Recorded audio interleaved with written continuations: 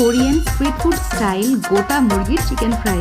এভাবে খাওয়ার পর থেকে কেএফসি বিএফসি টেস্ট আমি ভুলেই গেছি। আপনারা বাসায় চাইলে ট্রাই করতে পারেন।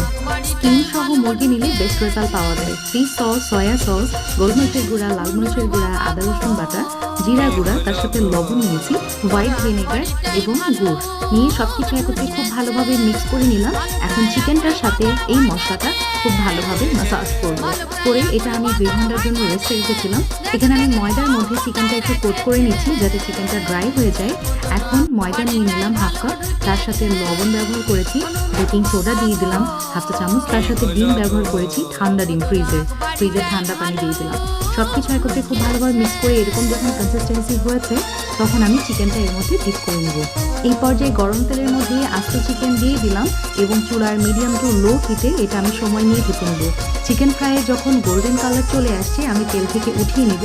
আর একটু ঠান্ডা হয়ে গেলে আমি একটা ছুরি দিয়ে দেখতে পাচ্ছেন চিকেনটা কেটে কেটে দিয়েছি, মানে এই ছুরি দিয়ে একটু খোঁচাই নিছি আর কি।